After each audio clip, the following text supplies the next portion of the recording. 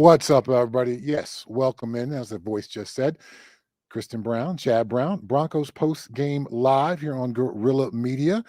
We just watched the Broncos get off to a 13-11 win, somehow unsatisfying. Somehow you take the win, you don't excuse it, but you got a lot to work on, and there's a little bit of all the things here today. All the things. All the things. We get to celebrate. Right. Wins are hard to come That's always by. exciting. Right. And there's a lot of things we'll get to talk about today Mhm. that we can celebrate. A lot of good things we saw today that we can celebrate. Mhm. And then, of course, there's some more cleanup Okay, we so got to address. Okay. 13-11. Okay, yes. Yes, the Jets under 100 yards of offense. Oh. Yet they were in the game until the last minutes of this ball game. Yeah. The penalties on the Mhm. Broncos offense, Mhm. the field position that the Jets were able to get, and the incredible conservative play calling of Sean Payton in the second half allowed the Jets to be in this game literally until the last minute and a half of the game. Well, I'm sure Bronco country was nervous. I was nervous. I was like, please, oh no, not again. Right? Uh-huh. It hurts so bad. Right. So, yeah. But the play calling was interesting today. Mhm. Well, there's a lot to get into. Right. I don't want to get too excited here Mhm. because there was some great play calling. Then there was some, Right. So, yeah. I feel pretty comfortable saying our college, like it's my teammate and your teammate in some ways, Vance Joseph. Yes. He had the far better play calling. Yes.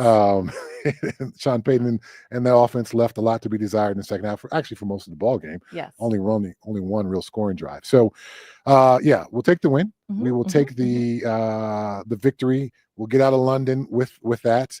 You know, it's been a bit of a compressed schedule for them in Philadelphia. Absolutely. Getting over to London and all that. Now they get the chance to face the Giants next week. But this Jets win, you'll take it. But you got a lot of things to work on offensively and a lot of things to clean up.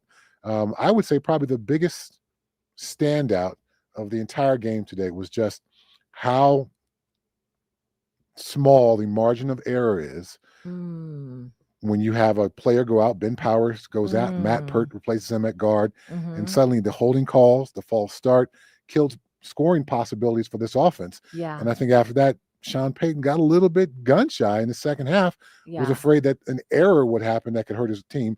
So he just wanted to keep it very conservative, very vanilla. Okay, so I have questions on that because I can see why you go, okay, we don't have our starting guard in there. And we clearly saw that's a problem. And by the way, shout out to the guards. I know they don't sell a lot of jerseys, right? But clearly we can see how important they are to the game. Right. Okay, so you have your backup guard in there. He's making some really bad penalties. It's setting us back. We're losing points. Is there another what else can you do rather than get so conservative? Because I see why he panicked and thought, I gotta do something different here. We can't keep having these holding calls. You can do some things to give that offensive guard some help. Okay. You can slide the line. You can leave a tight end in or a running back in and give that tight end or running back some responsibility to help him with some pass protection. You can do some things like that. Okay. But then now that running back or that tight end can't release on a route. So you're taking him out of the play to help this other guy. So ideally that guy's able to stand up on his own 2 feet. And the motto in the locker room is always going to be, well, next man up. Well, sometimes the next man up ain't as good as the other guy who just went down. And so you as a coach, you as a staff have got to manipulate and to maneuver some things. So based off of today, based off the fact that the Broncos are playing the Giants next week, the Giants have a very good pass rush. Yes. That's been improving all season long. They got 3 great pass rushers. So I would imagine Sean Payton will have a much better plan for next week. If this guy can't get it done by himself in one-on-one situations, these are the steps I'll take to try to remedy that. I don't think he had that ready on his play sheet this week. A bit of an oversight in my mind. Absolutely, because the Giants are going to come in. They're going to be like, woo, we know where to go. Right. So, yeah, okay. So, yes, football is cruel in some ways because we, as coaches and as other players, we look for the weak fish. It's like a battle. Yes, and if you are the weak fish, I'm not going to attack the strong fish over there. I'm going to attack the weak fish over and over and over and over. So, yes, the holding calls. Yes, he was isolated in those circumstances to hopefully get a holding call or to beat him in a one-on-one situation and be able to sack Bo Nix. Yeah, and then wear you down. Yes. Wow. Okay, so let's talk about Bo. Let's Okay. talk about Bo. So I saw way more confidence today in Bo. In the first half, I did. I will Yeah. agree with you on that. Yeah. And then I'm also wondering how much does that whole thing with the play calling and the guard and all that, how much does that change, you think, Bo's confidence even? I mean, because he had lots of really good, strong plays. Mhm. He had lots of different guys he was going to. He ran the ball, put his head and his shoulder in there. I mean, break that down. Okay, first half was pretty good. First half, Bo had some very accurate throws. Mhm. He's definitely one of the better athletes playing quarterback in the league. So when he escapes the pocket, he is a threat to the defense. Mhm. And so we saw that in the first half. But the second half just got way too conservative. They didn't get a first down in the That's second right. half until late in the fourth quarter. Yeah. So part of that was play calling. Mhm. And I think Sean Payton literally just thought this is going to be one of those ugly, muddy games, and we just got to find a way to get a couple more points at the end than they have. So in the second half, he just was unwilling to risk it. Mhm. I can't get another penalty by my replacement guard. I don't want to put our offense in a bad spot. This game is so close. If the Jets beat one of my offensive linemen and get a sack or a strip sack on Bo Nix, we could lose this game. So I know it was not a beautiful offense. I know it wasn't an awesome second half performance from the offense, but I think Sean Payton felt, let's just circle the wagons and find a way to win and survive this one. Mhm. And that's what they were able to do. So in the end, you got the win. In the end, the play calling, the limitations were for a reason. It Mhm. wasn't just like Sean Nix decided, I want our offense to suck in the second half. Right. He Right. felt that was the best course to take given how things were going. It wasn't beautiful, Right. lots to work on, all that, but you got the W.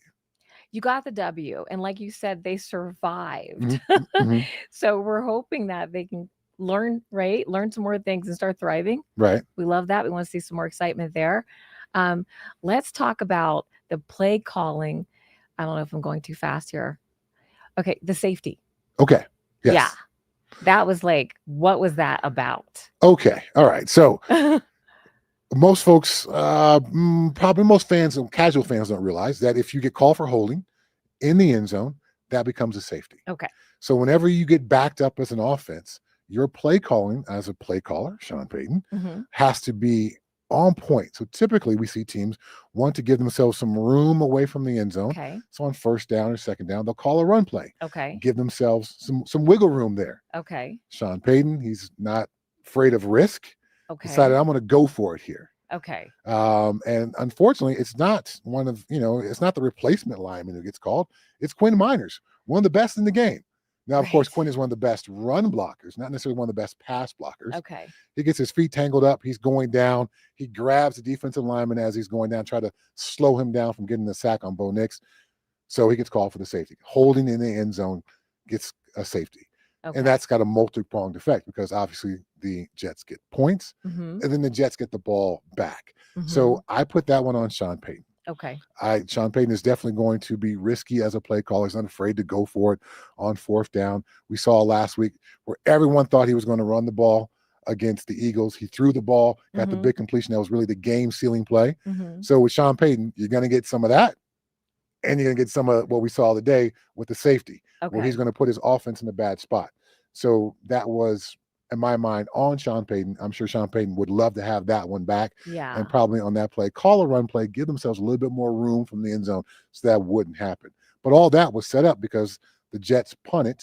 They were playing the field position game and Mhm. were able to pin the Broncos back.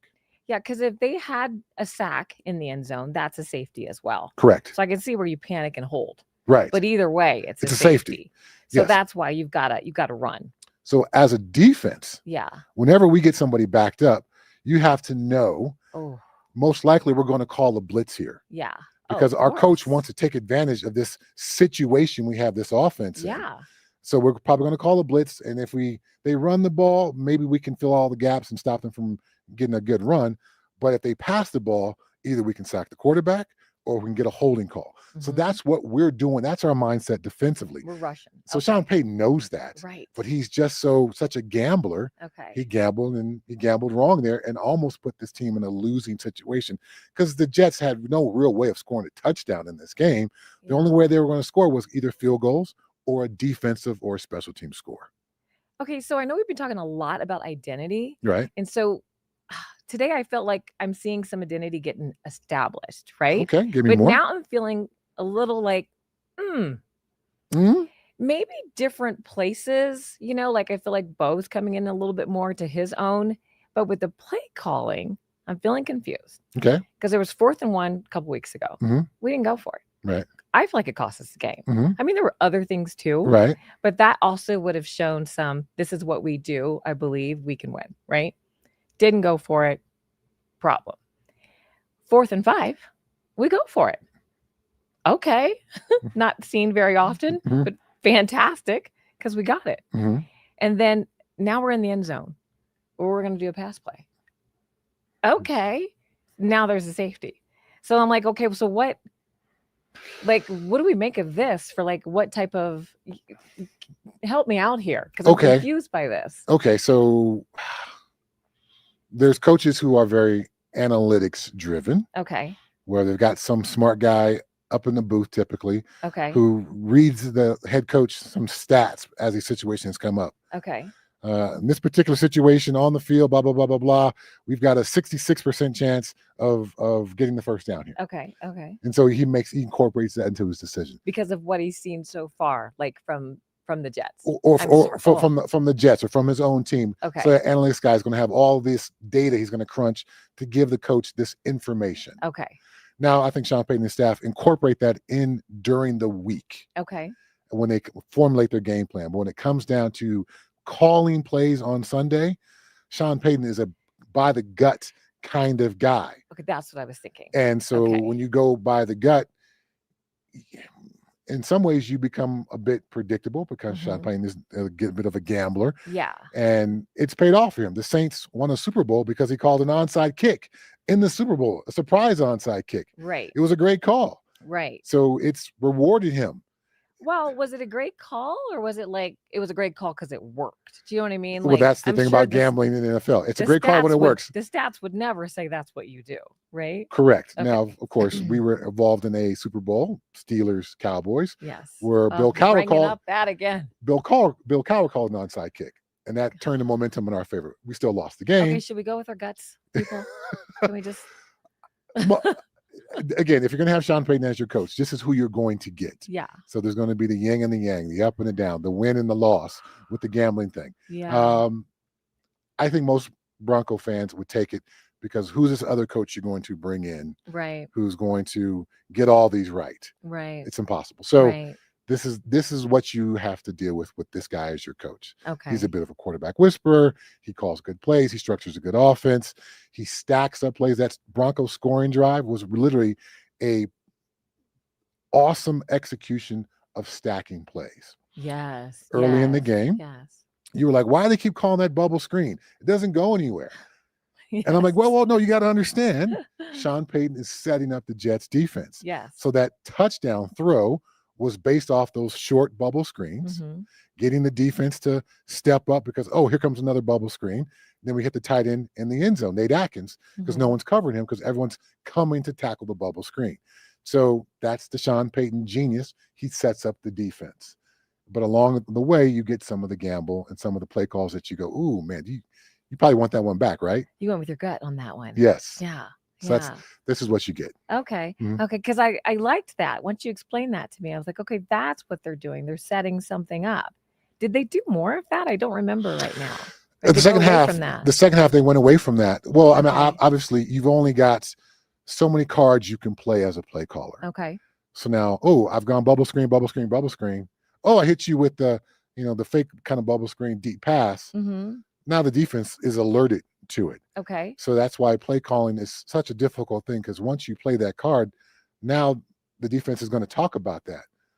Watch this, watch that, watch the other. So this is why you have to be very judicious when you call those kind of plays. You don't want to Okay. waste that opportunity because you're only going to do it once before the defense is now alert to it. That's why I always say the first team who calls the trick play in the game is typically the team that's able to execute that. Because after that, everyone says, watch the trick play, because we are alert to it. Exactly. Right. Well, are we getting too far ahead if we go straight to that trick play since you brought that up? That I don't think that was the trick play to go to. There was a lot of stuff happening in the backfield, and clearly at that point in the second half, the Jets recognized that the Broncos were going very conservative. Yeah. So they were in a very penetrating mindset, coming forward mindset. So I didn't like that play call either, and I'm sure Sean Payton, and once he's watching tape, is not going to like that play call. Or on the long flight home from London, when he watches the tape on his computer there at his first class seat, he's not going to like that play call either. To get a good and sloppy win, undisciplined win, and all those things, it's a win. So we're super excited. Right. Bronco country, we're super excited. Super? Yeah. Broncos country. All right, hit us up on the on the text line here. Why? Are we super excited? I'm okay. Are we happy with the win?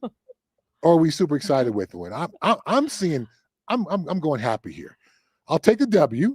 And the pressure on the D was fun to watch, but I could have skipped every Denver offensive possession, save the TD drive. Miserable game on O. Yes, I'm with you, Garrett. I would say that's an accurate thing. I think most Bronco fans are looking at the lens through that. We're not going to give the win back. No. But Garrett's correct. The offensive possessions were pretty poor. Now, Bo Nix was accurate on some passes in the first half. Yeah. And he had some zip on his balls, and he was able to escape the pocket, to your earlier point. Yeah. But I don't think Bo Nix is going to hang this one up in his personal Hall of Fame. Sean Nix is not going to hang this one up in his personal Hall of Fame. No. We saw a little bit more Evan Ingram. Yeah. So that was a bit of an emergence for him after a slow start to his season. So that's something to build off of. Yeah. But outside of that, I'm not sure if there's a lot you want to replicate from this offensive performance. Okay, so my thoughts on there. Remember when you were in school and you had to write a paper and you didn't write in the margins because that's where all your corrections went? Right.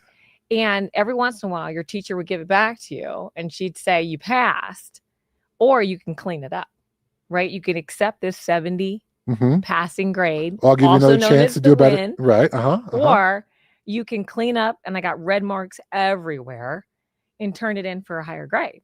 So that's what I mean about the super excited, because they got the W with like a 70%, but they have an opportunity with all the red marks to clean it up. And, it's like an opportunity to learn more things about what not to do, what to do better, and what to work on before we go to this next game that's going to be tough. Okay. That's what I mean about the super excited. Not like it was stellar, but, I'm an opportunist. Yes, you are. Bright sider. This is Kristen Brown, my lovely wife. She signs the silver lining in every dark cloud. She's the bright sider in life. Yes. I look at life through a little bit more of a black and white kind of lens. Did you get it done or didn't you? And this Broncos win, if they had not been playing the Jets, they wouldn't have got it done. Right.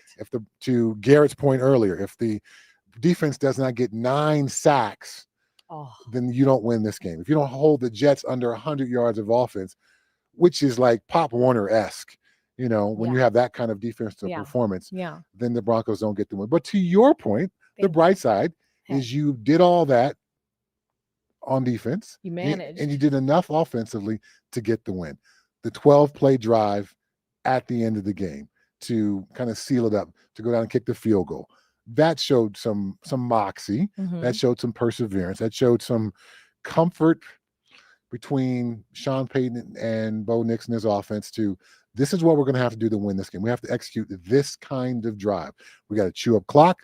We got to get ourselves in field goal position, and that's going to be what we need to win the game. I'm not going to put us in any risky plays that can threaten the opportunity to win. So it wasn't beautiful. Not beautiful at all. But, lipstick on a pig still could excite somebody, I think. It's maybe. still pig. But it's got lipstick on. Got lipstick on. Okay. Let's shift to the other side of the ball. This Broncos defense. Vance Joseph holding an NFL offense under 100 yards. 9 sacks. Jonathan Cooper had 2. Of course, Nick Benito's going to get his. Justin Strnad had a sack and a half. a dominant performance by these guys.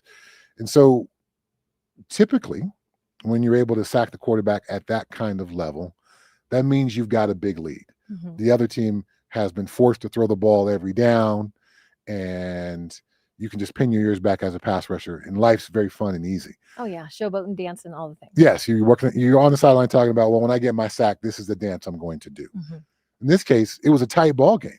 The Jets were running the football, so the Broncos were able to get all those sacks despite the it not being that kind of sack situation. Of course, Justin Fields held the ball way too long. He made it easy for those guys, but the situations on the field didn't always dictate the ease of sacking the quarterback. Yes, and still the Broncos were able to get it done. What's amazing is, I mean, if they hadn't blown it at the end, the Jets, like they literally could have beat us. And then we would say, we have 9 sacks and they beat us? Like, that's 9 crazy. sacks, under 100 yards of offense. Yeah. Yeah. That's crazy. They limited the Jets to 2 first downs in the first half. One came off the fake punt, and one was earned against the Broncos defense. Yes. Pat Surtain shut down Garrett Wilson, had Garrett Wilson yelling at his coach as they're walking off the field at halftime. I'd never seen that before. Have you seen that before? Of course. Okay. Yes. Usually does not go well for that player, but in Garrett Wilson's case, I felt him, because that 3-minute situation that the Jets were in to finish the first half was one of the most head-scratching, poorly coached, poor time management things I've seen in a long time. So I wasn't a guy to yell at my coach, but if I were an offensive player, I would have been yelling at my coach. What are we doing, man? What's our plan here? Kurt Warner on the broadcast was like, I don't even have anything to say. They pay me. They pay me for my words, and I got nothing to say. It felt like we were being punked. Yes. Like, okay, wait, we're being punked here. They're gonna be like, "Say, gotcha." I mean, that was crazy. So the Jets, again, they were bad. The Broncos got the win. So these other comments that are worth. A win is a win from Alan Smith. Yes, Alan, you never, ever apologize for a win. And this is coming from a guy who got a win on 5th down. So, yes, you never apologize for a win. You take that win every single time you can. Nicholas G. This is such a week-to-week league. 1 week a team can run away with it. In some weeks you can't score. Get the win and move on. Lots to work on. Which I think is kind of the theme of our show today. Absolutely. Take the win. Yeah. And the Jets put together a pretty good defensive performance. Sean Payton got a little conservative, but you take the win and you work on all these things in practice this week. I would say offensively, probably the number one thing is developing some continuity with the offensive line, because that was the biggest issue. The 3 holding calls, 1 on Quinn Miners, 2 on Matt Pert, plus the false start. All those were major penalties that disrupted either potential scoring drives or, in the case of Quinn Miners, gave the Jets the safety, gave them points and the ball right back. So that's probably the number one thing I would want to clean up if I were assessing this Broncos offense. And then I got an understanding for Sean Payton in that second half, what he did with the play calling, just because he was afraid of something bad happening. Yeah, I mean, it makes sense. And the holding call on 77? Quinn Miners. Yes. That one even makes sense. I mean, I feel bad that he was in that position. Right. So hopefully no one shames him too hard, because it's like, you set me up, coach. I mean, it's your fault, Sean Payton. Well, damned if I do, damned if I don't. He's going to sack our quarterback. Right. That's a safety. I got to try to hold and not get caught. Yeah, but if you don't hold him, I mean, if you hold him, it's a penalty. If you don't hold him, it gives Bo Nix an opportunity to throw it away. That's true. Then, if you throw it away and you illegally ground it and you get called for that, that's also a safety. So then it goes back to the play calling from Sean Payton. So when you're backed up and you throw the ball, lots of bad things can happen. So again, Sean Payton, you're the gambler. You lost that one. You got to know when to hold him. But hopefully don't want to hold him down there. You got to know when to fold him and when to walk away. Okay, we'll stop. All right, we got any other comments here? Defense wins championships, baby. Okay, Nicholas, I feel you on that. In defense, this is a championship level defense. Yeah. And even when the Jets, with that first drive of the second half, and they started to run the ball, And I said, okay, so this defense is not built to deal with this kind of running attack. Right. And we saw the Jets just kind of move the ball down the field. And the Jets had success running the ball most of the game. This defense ideally is built for the Broncos to be ahead and for the defense to unleash their pass rush. So they've got one of the highest paid cornerbacks in the league. So he can help and assist the pass rush, take away the best receiver. They've got all these edge guys who can get after the quarterback. But if somebody's going to be dedicated and run the ball against them consistently, as we saw the Chargers do, as we saw the Jets do today, Jets didn't have the passing offense to complement it. Right. But this Broncos defense is a bit susceptible to running the ball. But the second you try to pass the ball, they've got cornerbacks and safeties who can deal with it. They've got edge guys who can get after you. And they've got a safety in Hufanga who can deal with either running backs out of the backfield or tight ends, which has been an issue for this Broncos defense going back for years and years and years, particularly in the AFC West, which has had a lot of really great tight ends, Tony Gonzalez and Travis Kelce and Antonio Gates, guys in the Hall of Fame who are going to go into the Hall of Fame. But now we got a guy to answer that. So this is a championship level defense. Their one weakness is somebody who can stay dedicated to running the ball. The Jets had that. They just couldn't complement it. So we clean up our line. We're talking about offense or defense? Offensively. Okay. We get back to our passing and running game because we need both. Then this is a whole different game today. I mean, we still won and, we're going to accept the win. But we would have won like so well that it wouldn't be slightly tainted or like, well, we won. You know what I mean? Like we survived. We would have thrived. So if we can clean that up, I feel like we can have a really good rest of the season here. But how long's our guard out? Ben Powers is out for an extended period of time. So the fix for this offense is going to have to be schematic because Matt Peart's not going to suddenly become an instantly better player. There's a reason why he's a backup.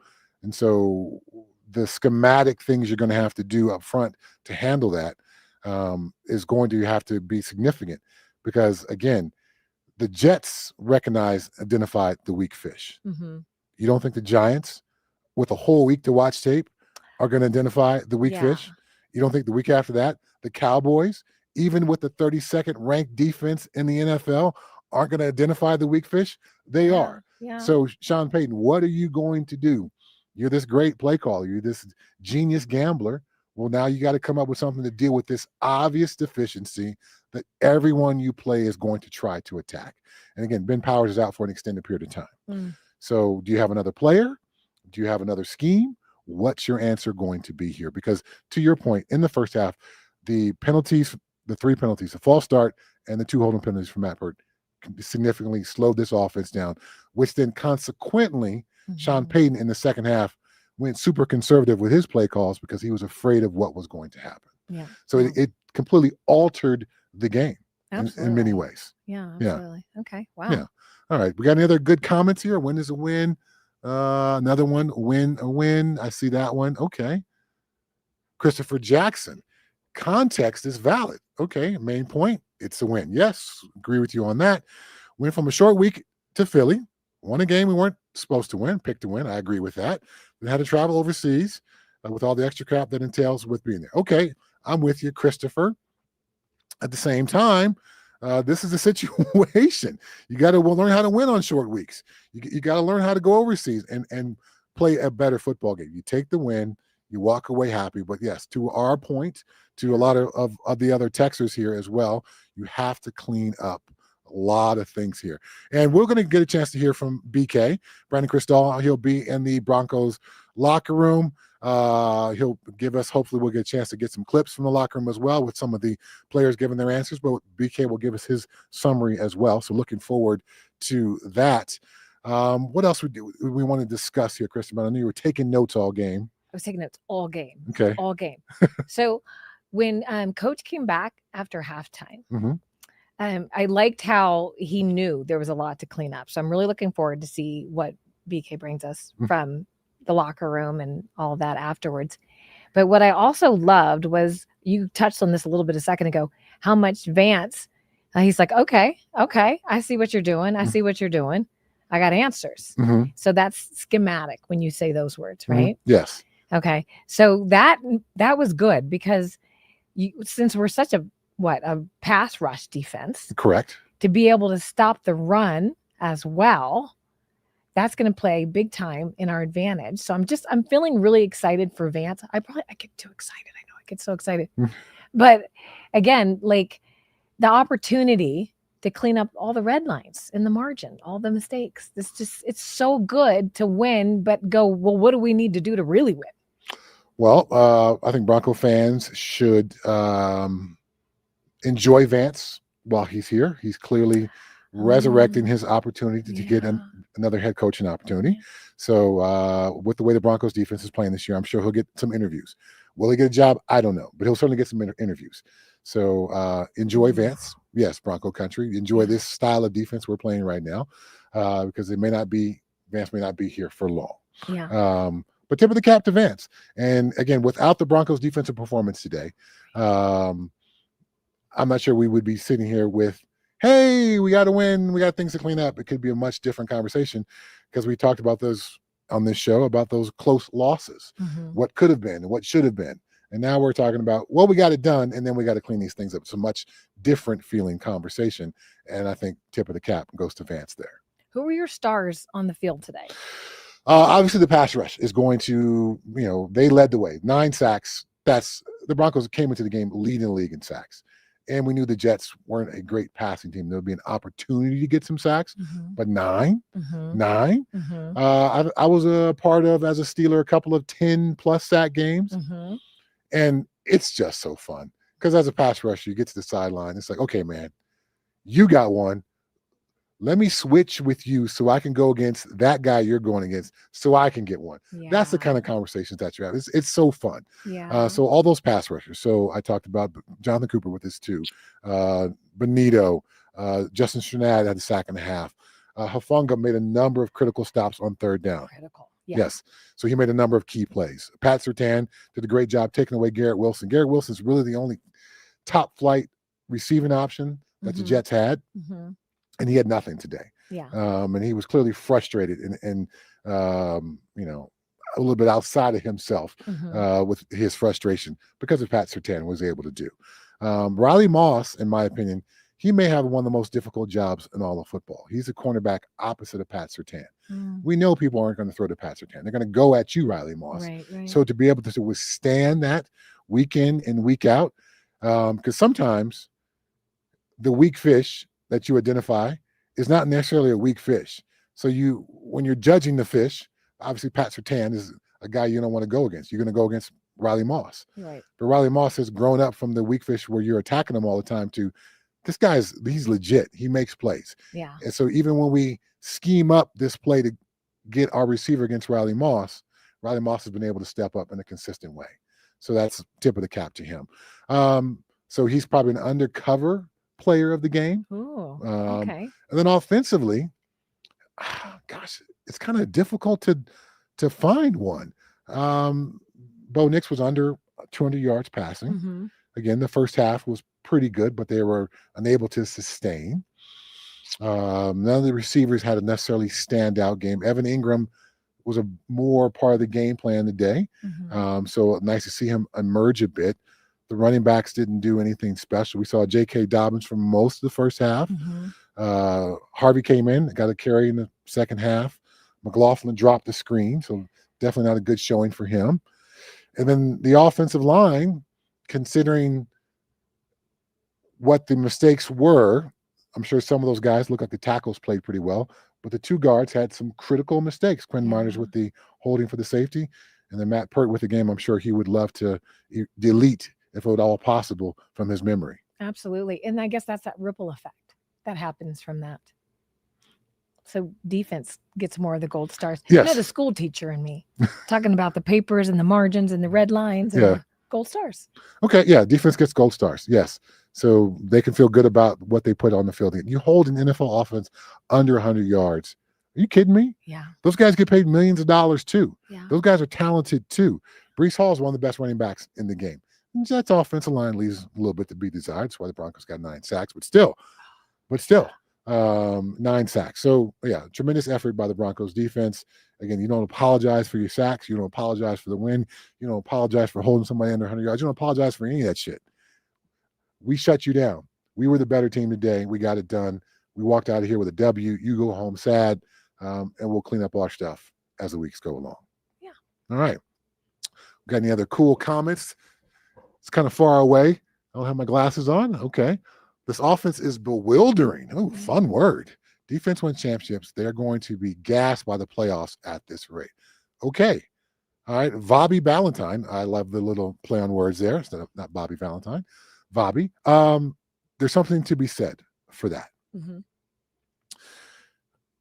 As a Pittsburgh Steeler, our offense, as you recall, was not dynamic. We didn't put up 50 points on people. No. We won a lot of games, 21-17, 14-10.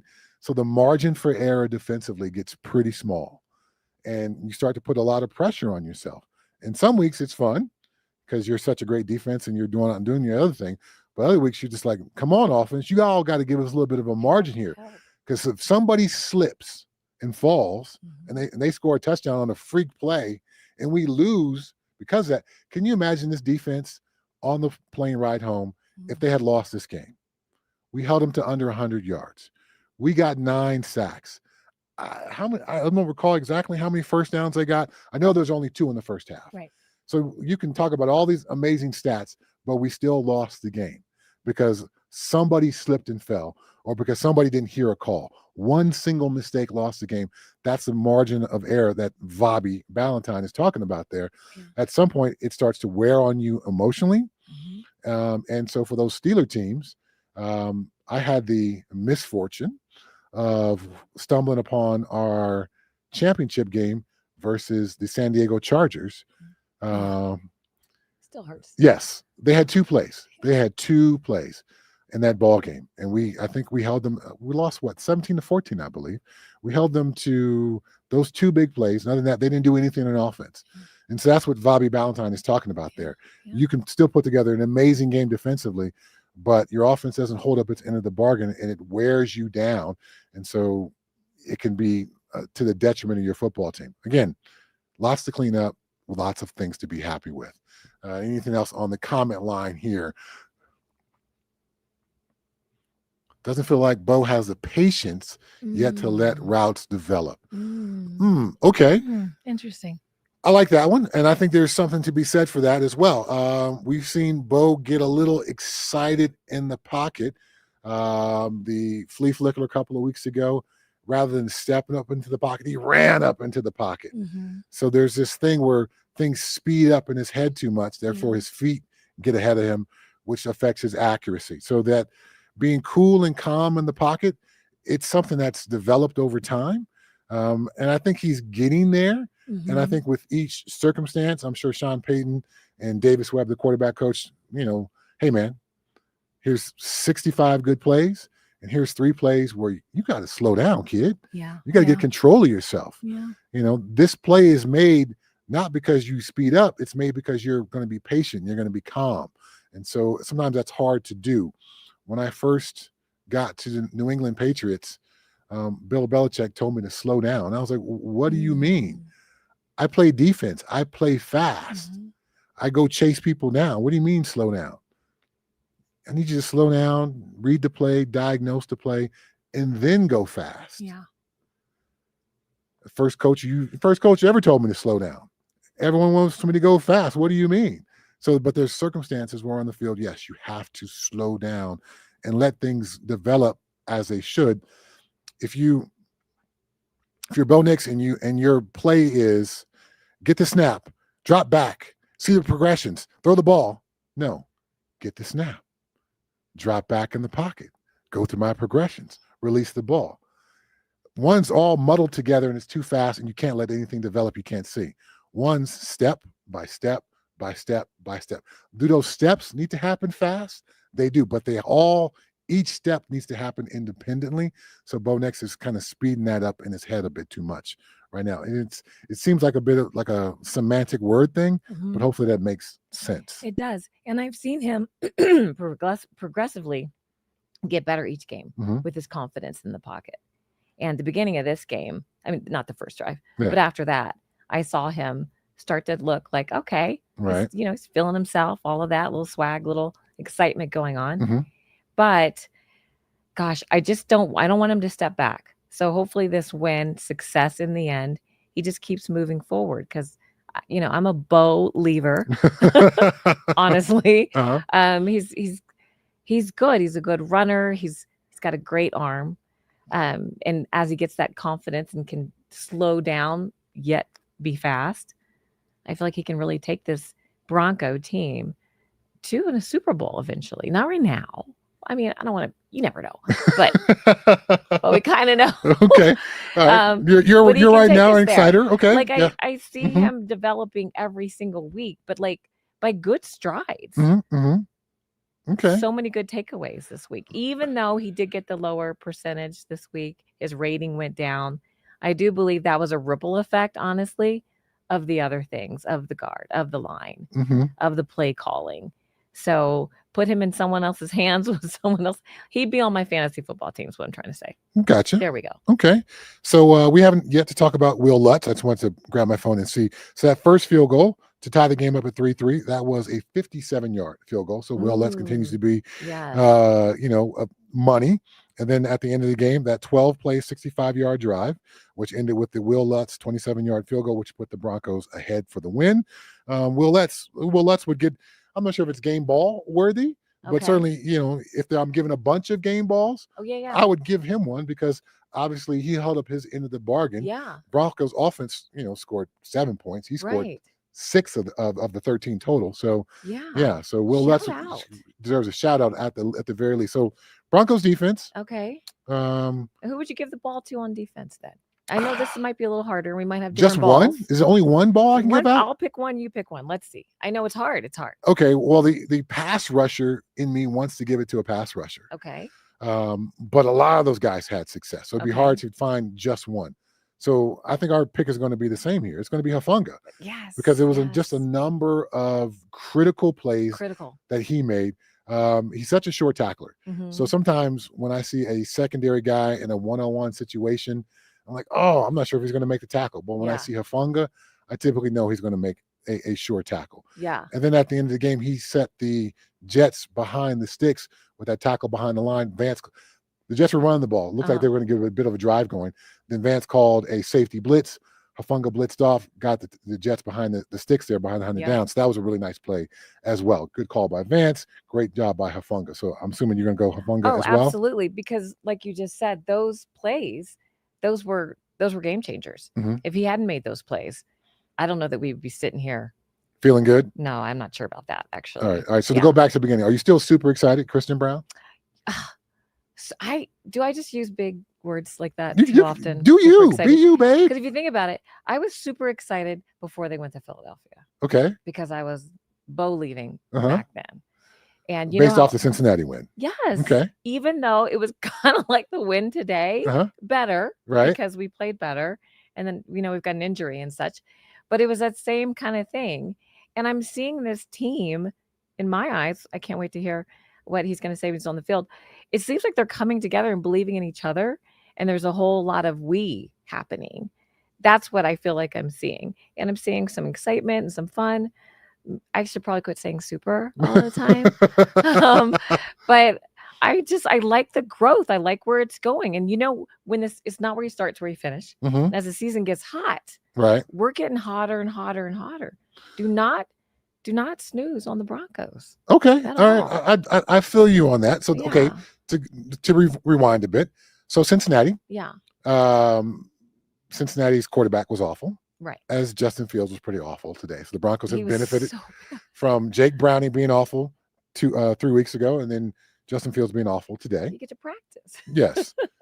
But yet still, the Cincinnati game, I thought they played more to their standard and to their level. Okay. They didn't play down to Cincinnati's level as much, particularly on offense. But again, they didn't have the offensive line issue that cropped up today. Right. So then you get the gritty, tough win and the awesome fourth quarter by Bo Nix against the Eagles. So that's where this confidence is coming. That's probably where your super is more based on that than what happened today. Oh, absolutely. Okay. Yeah. And then you get another team today who's limited offensively, as the Bengals were. Mm-hmm. Defense does their job. Mm-hmm. Offense, not. But I think the Jets' defense is much better than Cincinnati's defense. Yes, absolutely. So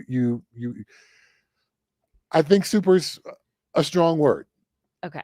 But I understand where your super is coming from. Okay. And I'm more in line with some of these folks on the text line of a win is a win, but we got to do this. Or I'm seeing is that Slim Jim down there. The line was bad today. Nope, a little bit further down. There you go. Boom, that's it. The O-line was bad today. It made Bo rush in the second half. There we go. And again, the play calling was pretty conservative. And I think the Jets knew that Sean Payton was not going to open up the playbook so that they could dial up some things, take advantage of that. And again, the offensive line group is probably, in my mind, the group that takes the most time together to be effective because they have to work together as a group. Receivers, I mean, you run combination routes and things like that, but you've seen receivers. It's all about them. Throw me the ball, dog. I can win the game. Offensive I'm line. gonna yell at my coach, by the way. Yeah, I'm gonna go yell at my coach if I don't get the ball. Exactly. Yes, receivers. Yeah. Offensive line, it's a group.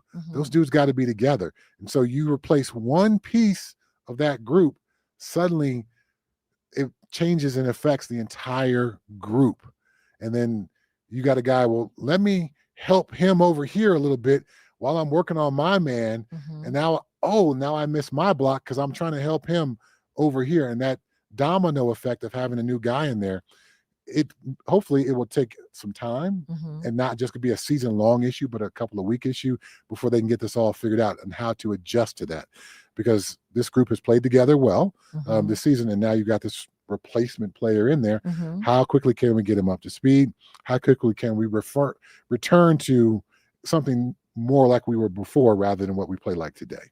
Yeah, and okay, so I'm always gonna look for the silver linings, the happy spots. Yes. So the ripple effect of that is Bo had to run. And that's also going to give the Giants more things to look at and try to be prepared for. Okay. As we take this week to work on our offensive line. See? And now, how do you say his name? Pert? Yeah. So he gets a chance to clean it up and get better. And as they're attacking him, they're doing some schematic things and shifting things. But yet Bo's ready to run. So there we go, right? So I feel like it's the right time to have this win to build and get ready for the next team. And I feel like that's what Cincinnati was. Got us ready for Philly. And that's what this was. Get us ready for the Giants. Okay. So that's a little bit more to help you guys understand my supers. It's really, it's big picture super. All right, let's take that super and let's flip it on the flip side. Okay. Oh, the flip side. Giants pass rush, Giants defensive line versus the Broncos offensive line probably will be the matchup of the game. Okay. So that will probably determine how that game goes. Okay. Because if the Broncos have offensive line issues, the Giants have guys who can take advantage of that. So Kayvon Thibodeau was a top 10 draft pick. Abdul Carter was a top 3 draft pick this year. Brian Burns, who they got from Carolina Panthers, I think he was $140 million free agent. So all 3 of those guys can get after the quarterback. Plus the Giants have a few other guys. Okay. So it's not as if the Broncos are going to be able to just focus on one of those guys. Right. And the Giants are smart, as they were back when they beat our Patriots in Super Bowls. They've got famous. Yes, they've got helmet catch. They've got lots of pass rushers. Yeah. Because they recognize that's the way to take away good quarterback play and really affect an offense. So for this Broncos offensive line to be a bit wounded today, this week of work is going to be critical. Do they shore up and fix their issues? The opportunity that you're talking about. Yeah. Hey, we got exposed today. Yeah. Let's work on this, and this, and this. Or did the Giants go, ooh, they got exposed last week. We're going to bring this, and this, and we got a plan for that. So it's going to be this game. Is funny as because people always think about the game is won on the field on Sunday. Yeah. The game is won during the week in the meeting rooms and on the practice field. Mm-hmm. So every battle is won or lost before it's fought. Mm-hmm. Sun Tzu, very famous quote that has been in multiple locker rooms that I've been in, and it's absolutely true. Yeah. So this game will be won in this week's preparation between the Giants defensive line edge rush group and the Broncos offensive line shoring up their issues group. Who's going to be the better performing group next week? Wow. So they needed all of this revealed right now because they're going to need a really good scheme. Mm-hmm. They're going to need a really good scheme for next week, and they're going to maybe not go with the gut. Like, let's go with what we know works. What did we do during the week? Like what you just said, and not just throw something out or panic on Sunday. Like, do what you do and do it well. Okay. And clean. Because I don't think they can be having all these penalties. No, they certainly have to Not clean at the all. penalties up. But even separate from the penalties, if he's not called for the holding, but he gets beat repeatedly, that's an issue. Well, then we have to have a plan for that. Right. Bo's got to. So then we're going to run the ball more. Absolutely. Have some planned Bo runs. Yeah. A little bit of all the above. A little bit of a offensive line protection adjustment. Let's keep a bigger back end to help out on pass protection, not release it back on. So a little bit of all the above. Yeah. For you. And I do like how they use so many different guys to run with the ball, carry the ball, catch the ball, all the things to keep that variance going. But yeah, having some Bo runs that are planned, I think that'd be very important. Okay. Yeah. I'll touch on that real quick. So, some people are like, how come the Broncos just don't go with one back? And so all three of the backs who play, Sean Payton certainly has some plays specifically for them.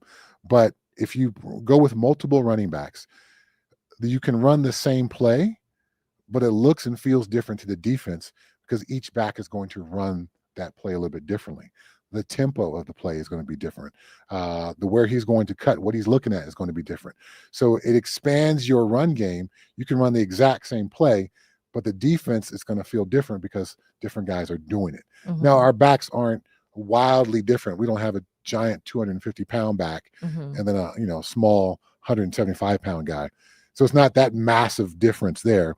But all three of these backs, McLaughlin, Dobbins, and I'm thinking I'm spacing on it. The draft choice. I can spacing on his name. Anyway, young kid, whatever. Young kid. Yes, they're all going to run it differently. Yeah. So that's why you incorporate multiple backs into your offense. And I like that young kid. Okay. I do like that young kid. Okay. All right. We got any other comments while we're still waiting for BK to give us some clips from the locker room? Okay. Going from beating an undefeated team to almost losing to an 0-5 team is discouraging and confusing. Okay. Excited to see us bounce back at home after a regular schedule. Okay. I wouldn't be confused as much as I can see the stark difference between the two teams. But the Jets are obviously hungry for a win. Yeah. And there's something when you're on a bad team where you just come what may kind of thing. And there's a looseness in which you play. You're still bad, right? But you're loose and you're letting it all hang out. So like in the second half, the Broncos were the tighter team. They had more to lose versus the Jets. We ain't won yet. Right. So another loss, they're still playing to win, but there's a certain looseness and comfort in, come what may, versus the Broncos. Sean Payton got conservative. Bo Nix got a little conservative. There's a different mindset to that. So I wouldn't be confused by that. It's just kind of an artifact of that. Discouraged, I think you can be a super excited, bright sider like my lovely wife here. Be a believer. And hopefully this offensive line gets their issues fixed, or you can be discouraged thinking, oh man, here come the Giants. Here come their great pass rush. The Giants are probably as talented as the Broncos are from an edge groom perspective, rushing the quarterback. So that's going to be something that's going to be critical. So I would hold that discouragement and see what happens. Can our offensive line do some things? Can Sean Payton do some things? Or is it going to be a case of we didn't fix anything and the Giants are getting after Bo and Bo's got nowhere to run, nowhere to hide kind of thing? Yeah, and I don't believe that's what we're going to see. Okay, because you are a Bo believer. I am a Bo believer, and Sean Payton wants to win. Of course he does. And he's going to learn so much from this game. And the goal of learning and doing better, and the timing of getting this opportunity to learn and do better is kind of a gift. If you really could look at it that way. Right. It's such an opportunity. You won. Yeah. And you have an opportunity to fix things and win again. So sometimes when you have a great win like the Broncos had last week, there can be a bit of a hangover from that. And then you can play somebody who doesn't have a win, and it's a trap game. You're going to overlook them. But based on the first half, I saw a Jets team who showed up ready to play. And I saw a Broncos team, I thought, who showed up ready to play. They didn't seem to be sleepwalking into it. So I don't see any hangover, because sometimes you spend all week reading your press clippings, and every highlight reel. And every interview that you do is not looking forward to who you're playing next. It's looking back on what you just did. We beat the Eagles. Yes. And what you just did, that don't do shit for you this week. That's last week. Why are you bringing up old stuff? That old shit don't help you at all this week.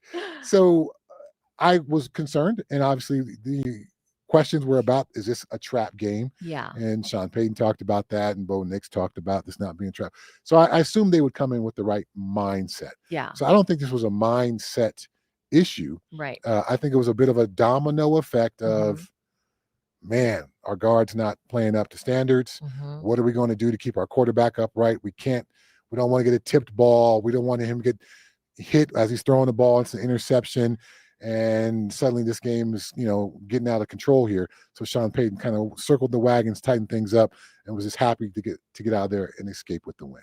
Yeah, because it's not time to start making some new schemes. Right. So I think he did what he needed to do. I was going to say, I think he did the best he could with what he had. That could be arguable, but he did what he needed to do to get this done. Oh, scary, sloppy at the end. We totally could have lost the whole thing. So this will not be some hangover win at all. It's a win, but I don't think anyone's going to be like skipping. Like, we won. Oh, look at us. No, it's going to be like, wow, we squeaked that out. That was a gift. We got to get our act together. Okay. As you know, Giants are coming. I've worn multiple hats in this football thing. And so been a player, obviously. Been a fan of the game my entire life. So I look at, through the game at different lenses. But there's also the coaching lens. And I'm trying to think, if I were a different coach, maybe we play the Broncos down the road later this season, and I'm watching this game, I'm wondering what lens I'm viewing this through. And let me give you a little more thoughts here. Okay. Sean Payton resisted the temptation to, in another coaching phrase, to draw some shit up in the dirt. We got this issue, and I don't have a whole lot that we've practiced on our play sheet to deal with that issue. So I'm going to just start getting crazy and wild with it, and coming to the sideline and getting the whiteboard out and literally drawing some shit up in the dirt. Let's try this. Right. So instead, he kind of circled the wagons, got conservative, tried to play some field position, tried to make fewer mistakes, put together a drive at the end, the 12th play drive to kick the field goal and win. So while it may be discouraging and confusing to some of the texters, I'm thinking about it through that coaching lens of, do you go, you know what? That's actually a good job. He was limited. He had some things taken away. He didn't want to make a mistake. So I know all this is not probably landing well with the folks who want the Broncos offense to, go out and score 35 points a game. Right. He wants to see Bo, or maybe pick Bo in their fantasy league this week. I was hoping Bo would have 300 yards passing against a bad Jets team. I can see all that, how that could be discouraging and confusing and all the things. But from a pure coaching perspective, genius is definitely not the word I would use, but I could see why. And I could see another coach going, good job, man. Good job. You were limited there. You didn't have a whole lot you could do, and you didn't want to make any mistakes. So you got the W. Good job. So I think the one thing that you would say that, okay, you didn't have to do that, would be deciding to pass the ball when they were in the end zone. Oh, yes, like that. certainly. If we took that away, then we go, okay, he really did the best he could with what he had. Yes.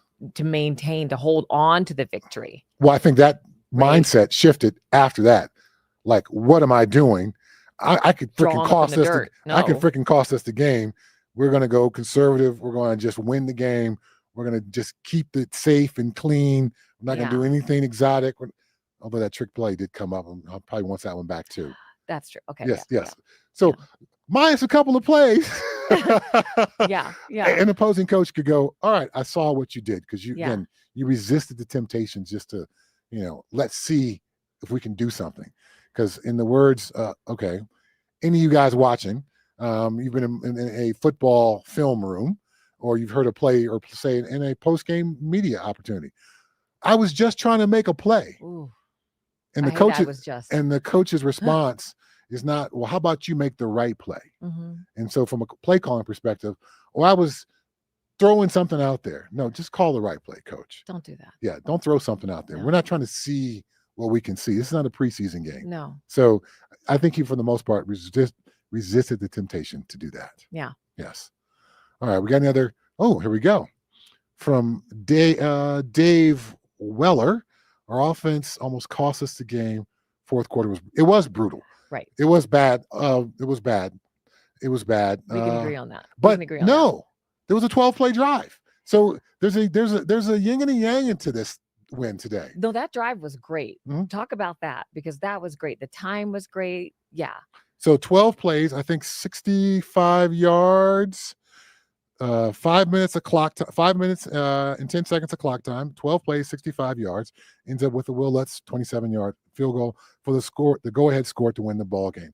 So yes, the offense in the second half was not great. The fourth quarter, for the most part, was brutal. But in the end, when you needed it most, mm-hmm. and so going back to the losses before Cincinnati, when you needed it most, we made a mistake. Right. When you needed it most, we couldn't sustain. Right. When you needed it most, someone did something dumb.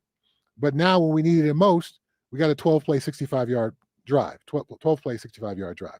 So, again, it wasn't beautiful. This is never going to hang in, I'm not going to put this game in the Hall of Fame of Sean Payton's best play calling. Right. But you got it done. Right. And so, super excited, I think, still is too big of a phrase. Okay. But I think you've convinced me now. But I think there's something to be excited about, to take away from this that is positive. Yeah. On the surface, ugly. Yeah. From a insider football perspective, yeah, I can see a lot of positives. Yeah. And I'm usually the guy who's poking holes in lots of things. Yeah. I can see that the insider football goodness here. The trajectory is what I feel like I've been seeing since the season started. Mm-hmm. And that's another thing that gets me not super, but just excited because of where we're going. So the opportunities, right? Mm-hmm. So I just hope they'll seize these opportunities. And they did. They have been. Every week I see them going, okay. All right. Like Vance today was like, okay, I see you. All right. I raise you. So a little reset here. Yep. This is Chad Brown. This is Kristen Brown. This is the Broncos post-game live here on Guerilla Media. We are awaiting some clips from the Broncos locker room. Hopefully those will be coming sooner than later. We're also waiting BK to give us, Brandon Cristal, to give us his thoughts post-game as well. So looking forward to that. In the meantime, we'd love to continue to get some of your texts on the text line. Hit us up with your questions and thoughts. Here we go. Another one. Nope. Same one we just got a second ago. If we got anything else coming in, please hit us with those. We want to be able to respond to you as we are kind of reviewing this game in our mind here. A 13-11 Broncos win. A sloppy game, an ugly game over there in London. The Jets with 3 field goals and the safety. All those field goals were only able to happen due to some Bronco issues. Mm-hmm. The Jets were given short fields, had some short drives, able to kick the field goals, keep themselves in this ball game.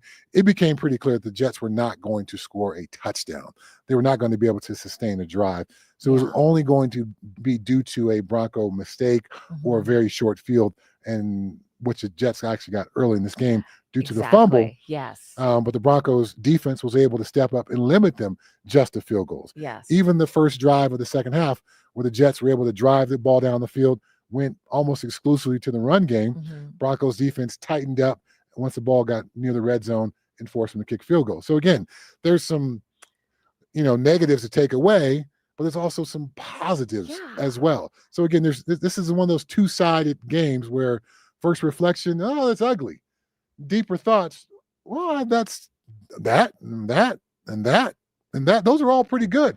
And those are reasons why we won the game. Yeah. But there's also that, and that. And this is why the Jets were in it to the end as well. Okay, so let's go back to talking about the field goals. I mean, to get the opportunity, right? We love touchdowns, but to get those 3 points, for him to get that kind of practice going forward. Because once you get to the playoffs, you're going to need that. And so that's another good thing about being in that position today. It was an opportunity for him to kick long field goals and have success. Yeah, so Will Lutz had the 57-yarder in the first half, and then got the game winner there at the end. It was only 27 yards, but again, the pressure situations. Totally. You got to be able to. Another bright one. Yeah, you got to be able to deal with the pressure of the moment. Yeah. And you want to have a team that's able to win close games. Yeah. You want to have a team that's not going to panic. And we saw earlier this year where close games were an issue, and the pressure of the moment was the issue. Mom spaghetti. Yes. Sorry. Eminem. I love Eminem. it. Yes. And now the pressure of the moment wasn't too big for us. Yeah. Wasn't too big for Will Lutz. Yeah. Wasn't too big for Bo Nix and this Broncos offense to go on a 12-play drive to seal the game up. It wasn't too big for Nick Bonito to get his first sack of the game in the fourth quarter when the Jets were trying to seal the game up. So it was those kinds of plays that we missed earlier in the season that we're making now here later in the season. So again, ugly but beautiful. Sloppy, but hey, you stepped up. Yeah. They almost won, but we found a way to win. So there's a yin and a yang here. I see it. Yes. Yeah. All right. We got any other things on the text line? We're waiting for BK. What's your opinion on how Pert will or won't settle into his spot replacing Powers?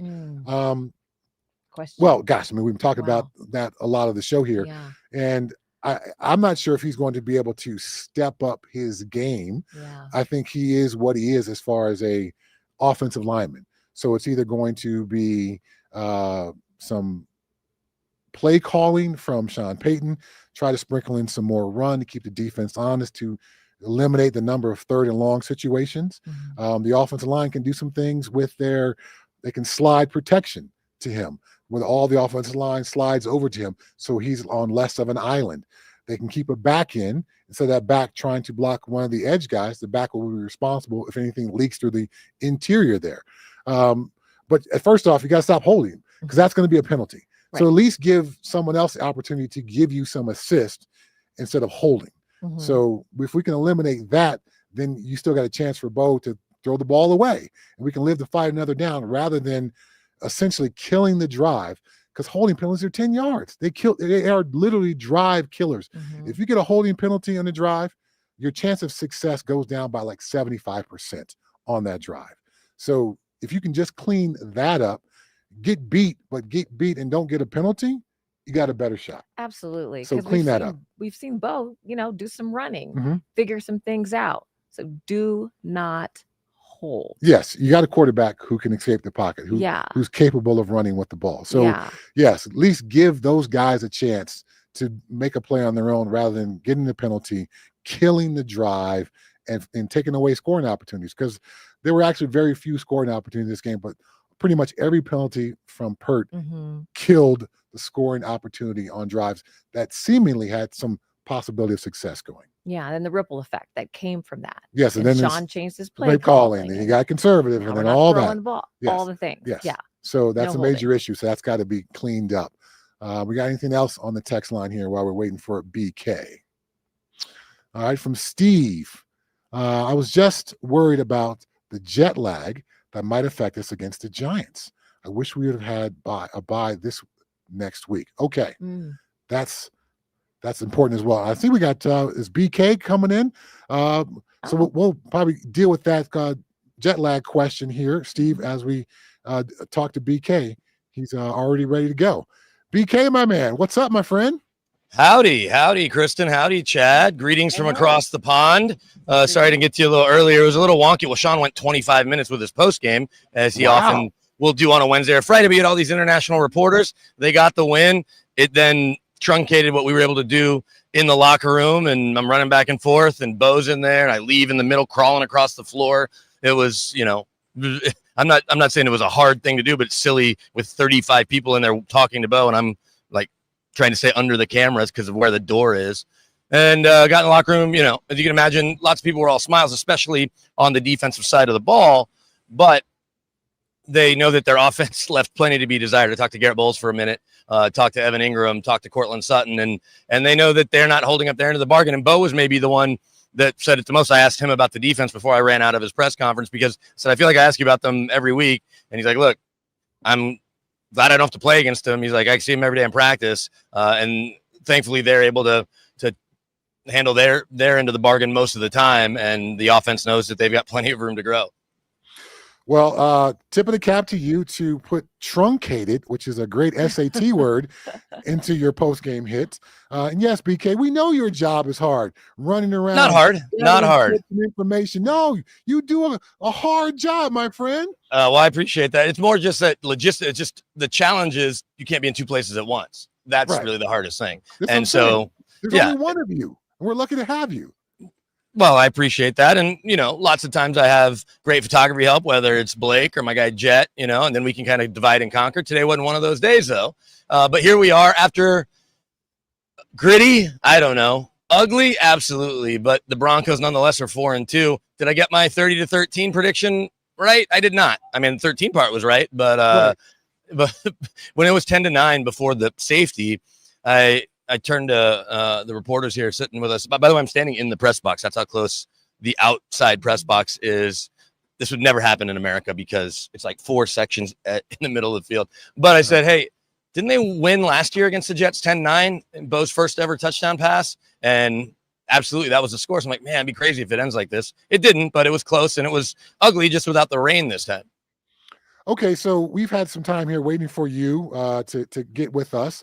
And while initially it was summed up pretty much as you put it, you take the win, you're happy with it, but it was ugly. It was all those things.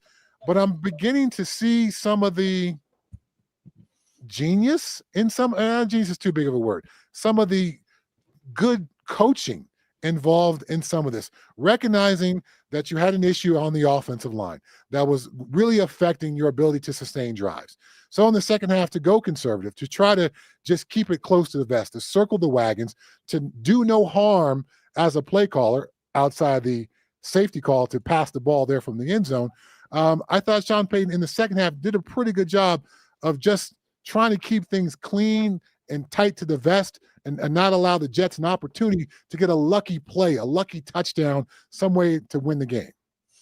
Yeah, and that's where you give Sean credit in that he can feel how things are going. And what was it a couple of weeks ago? I can't remember. Oh, I think after the Eagles game, he's like, we thought it'd be a close game. There's a couple of times that he said that where, you know, it might be a back and forth or, you know, where the littlest things really matter. We know that that happens a lot in every game where just a couple little plays really do make the, you know, the biggest difference between winning and losing.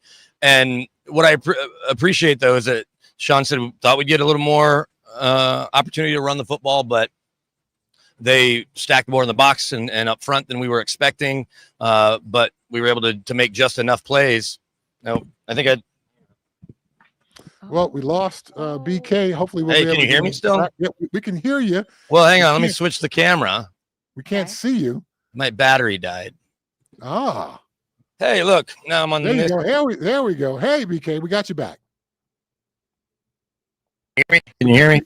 We can see. You can hear you and see you. Okay, I'm trying to block the light. So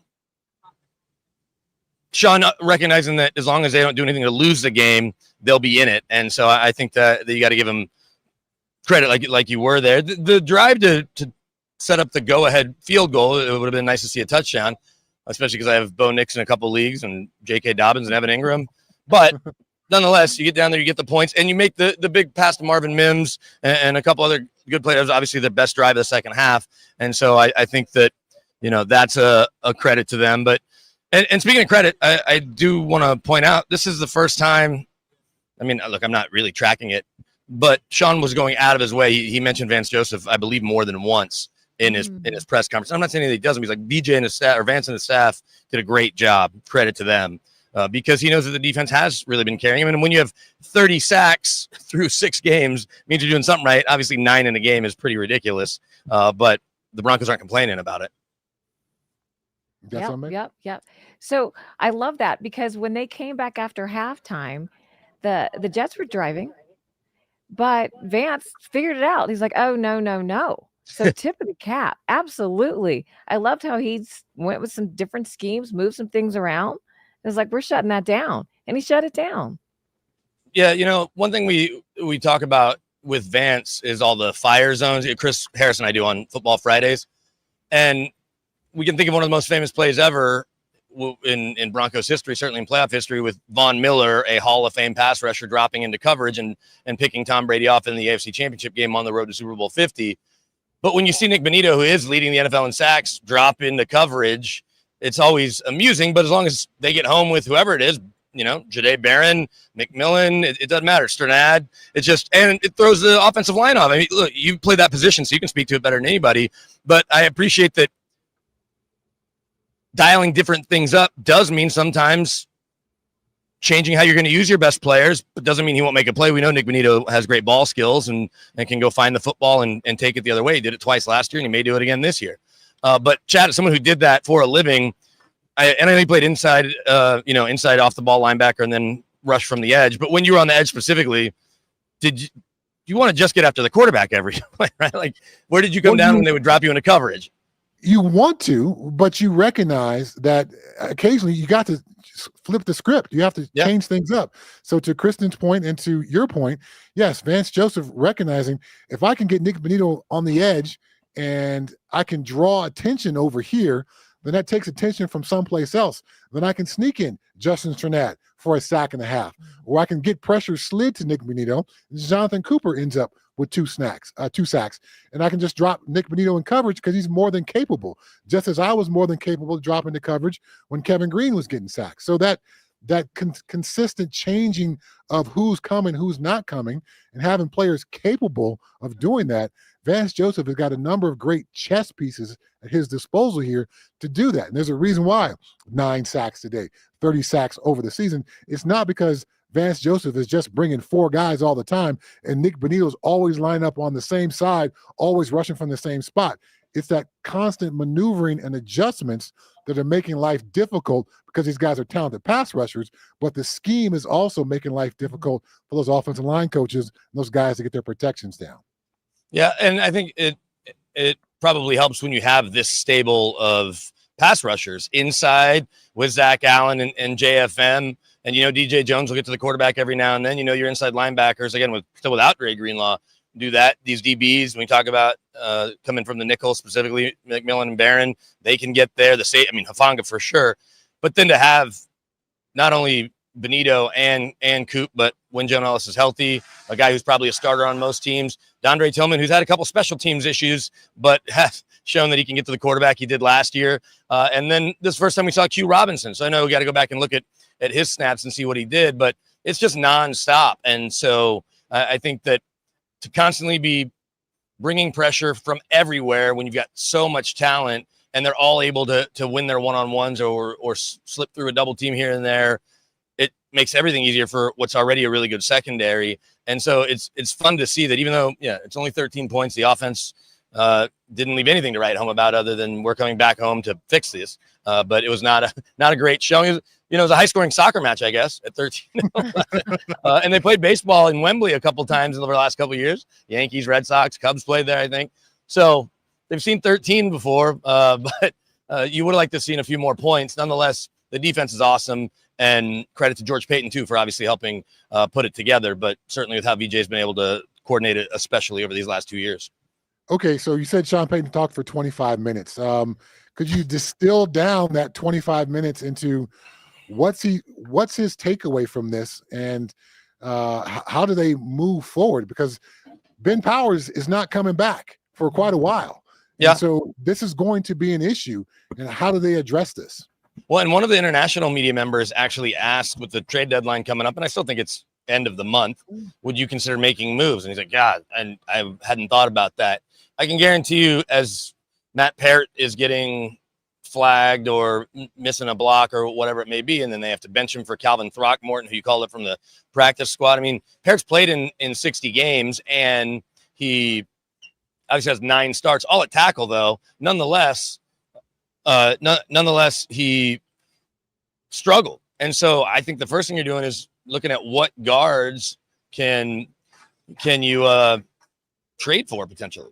And I don't know. I haven't spent enough time looking at it, but if some teams are falling apart, maybe there are guards out there that you can offer a mid-round pick for and get better there, or Parrott's going to have to get ready in a hurry. Well, or anyone, somebody, Palcho, they're going to have to put somebody there. Well, I mean, he's got 9 starts. He's played in 60 games, so it's not as if he's going to make this massive leap of improvement. And so you either are going to have to do some things play calling wise, sprinkle in more run to try to avoid those third and long situations, or you're going to have to do some things structurally with the offensive line protection. Slide to him, keep a bigger back end on third down so he can be a bit of a safety blanket for Bo Nix in case somebody sneaks through.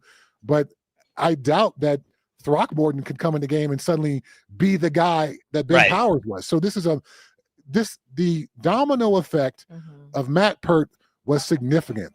The 2 holding calls, the false start, then forced Sean Payton in the second half to be incredibly conservative with his play calling. He was uncomfortable taking a risk.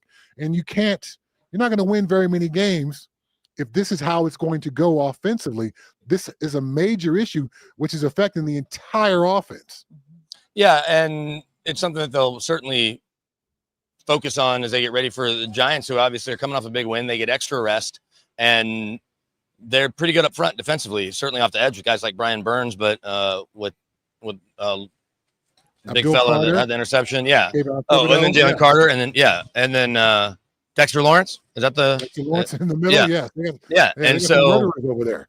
So it's gonna be a challenge next week. This might be the best front they've seen if we break it with, I don't know what Philly is today, but anyway, without getting bogged down in that, we've seen, and I always use Leonard Davis as the kind of poster child example, but we have seen okay NFL tackles, and Leonard Davis was a first-round pick out of Texas and maybe one of the biggest humans ever, but he wasn't great at tackle, and he gets to the Cowboys, they move him to guard, and he went to some Pro Bowls. And so I'm not saying Parrott is going to do that, but it's some ways feels like it gets easier inside. I know it's a different position, but also here's the other thing too, Chad and Kristen, the biggest responsibility in some ways for a left guard in this offense is to help Garrett Bowles, if that makes sense, just to make sure you're on the same page with your very athletic left tackle. But as Garrett's talked about, he has several learning disabilities. We know he's dyslexic. And so I'm not trying to pick on him at all. I'm simply saying that there's an added responsibility. You want to obviously be in sync with the people that you're next to on that O-line. So center to the right of you as well. And obviously if you're on the other side, but it comes with a little bit extra here because just to double check to make sure you know what Garrett's doing and he and you are on the same page. And so that probably is part of the reason that Parrott was in there, because he is the backup left tackle and Palcho is the backup right tackle.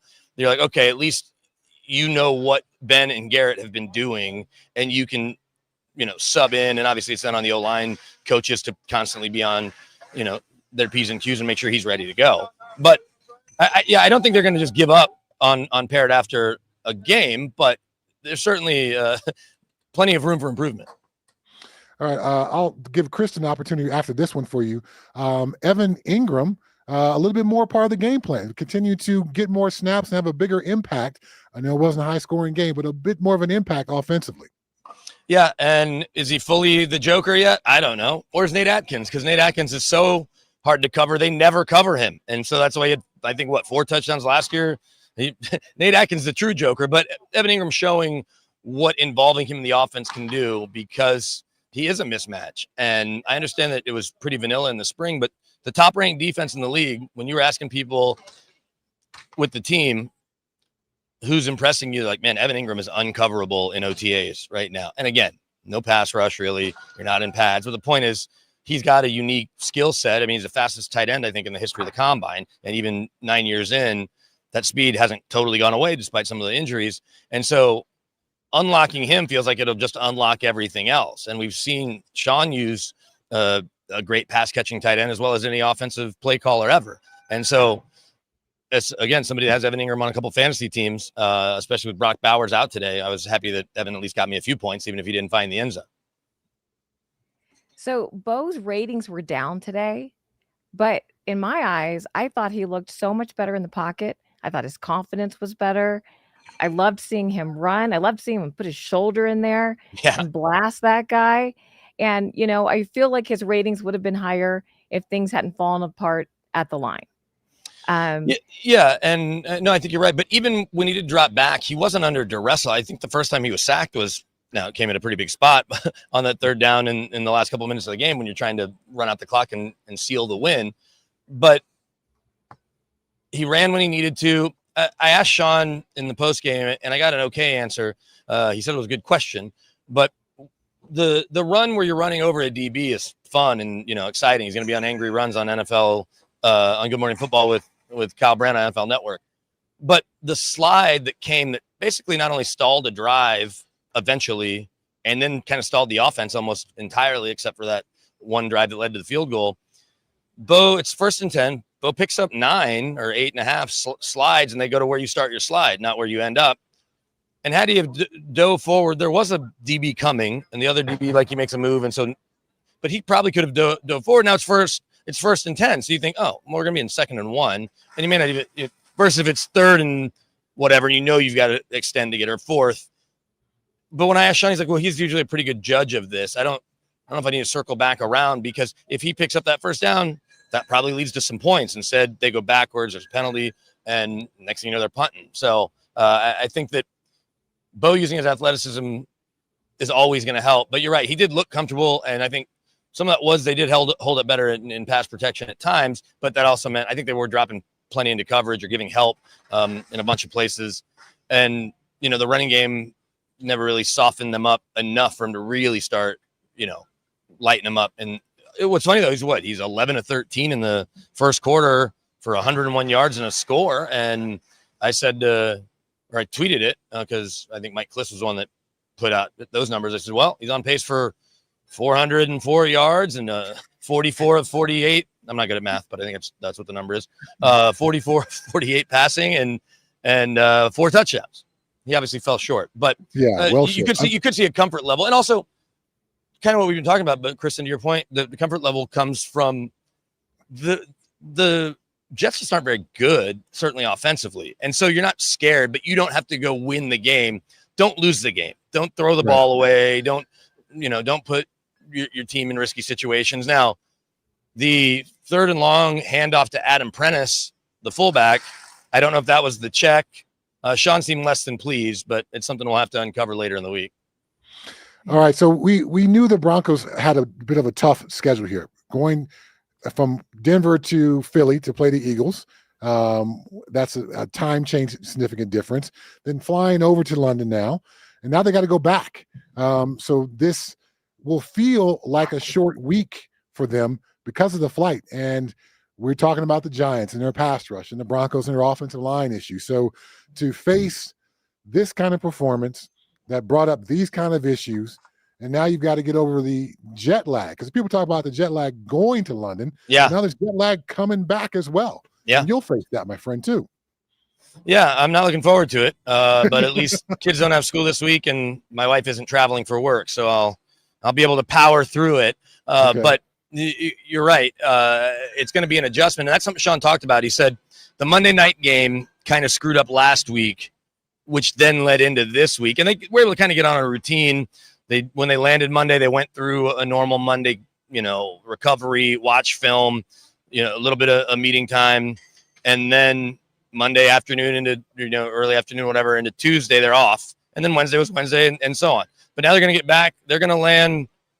I don't know what time is it there. It's 12:05 there, so they're going to land right around midnight, give or take. Because I remember last time when I flew with the team in 2022, I think we landed 11:30. Justin Simmons had the story that he gets home, and as he falls asleep at 3 a.m., his wife goes into labor with their 3rd kiddo, and they immediately drive to Sky Ridge. And because it was their 3rd kiddo, we know that sometimes those can come quickly.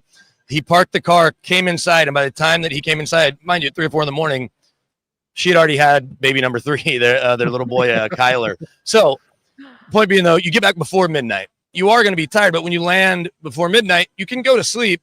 They'll have him in there again tomorrow.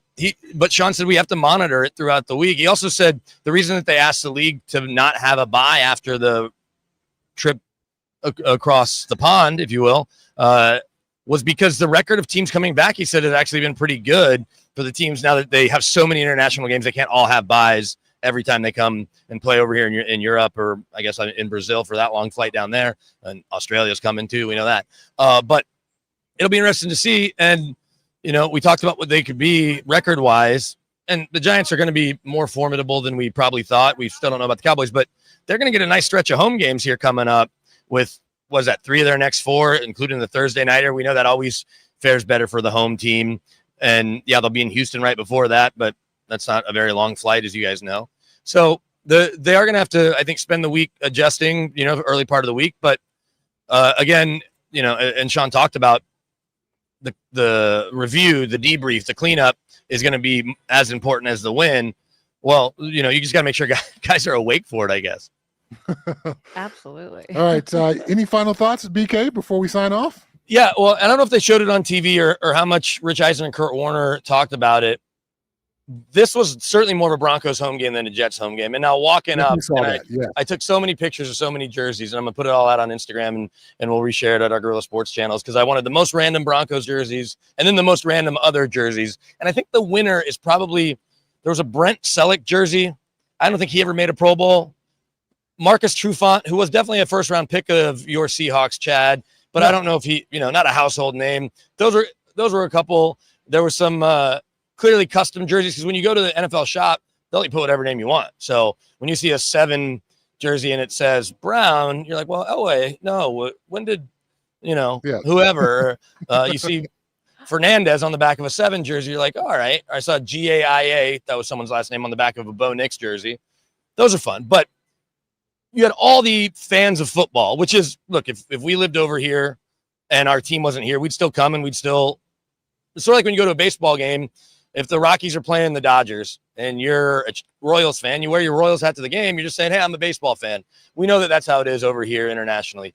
But what I was getting at, has a long way to get there, there was so much orange in the crowd, and everywhere, you know, the Broncos did a big pep rally yesterday, but everywhere you kind of moved around in the city, you saw Broncos fans. It kind of reminded me of Super Bowl 48, Chad, where there were so many Seahawks fans. Like, of the fans that were there, we know New York didn't care that much about the Super Bowl, but the fans that were there were Seahawks fans. We know Broncos fans that went, of course, but there were so many Seahawks fans that it was noticeable, and you heard it. I mean, that's why you had that issue with Peyton on the silent count. But to get back to this, Sean said we were able to stick with our cadence all day. He's like, I think they were too. You know, and there's kind of a ambient noise when you play over here because how the stadiums are designed. But it obviously is good when you're playing a game away from home, and it doesn't take away one of your home games, and you can run your offense without having to worry about the crowd noise. Good stuff, BK. Appreciate you jumping on with us. Safe travels back, my friend. Rest well. Well, thank you. That jet lag. Well, and now I don't fly till noon tomorrow. It is 7:10 here. I'm gonna go watch some NFL football. You know, there's some sports bars here in London. There's 4 Philadelphia bars, inexplicably. So it was cool to watch Phillies lose and then the Eagles lose with some of my friends in Denver media that have some Philly ties. I wanted to watch a game, so we did that Thursday night. But you know, it'll be a nice, relaxing time. But I'm ready to not only get adjusted, but get back home and see my family and see you guys. Absolutely. Good stuff, BK. Talk to you next week. See you, buddy. All right, thanks. All right. Wow. All right. So good job, Kristen Brown. Great post-game show. Yes, good stuff. All right. So this was the Broncos post-game show on Guerilla Media. Yes, Kristen Brown, Chad Brown over here. We will see you guys next week, and hopefully after another Broncos win against the Giants. Hey, I'm Bo leaving. See ya. Bye-bye.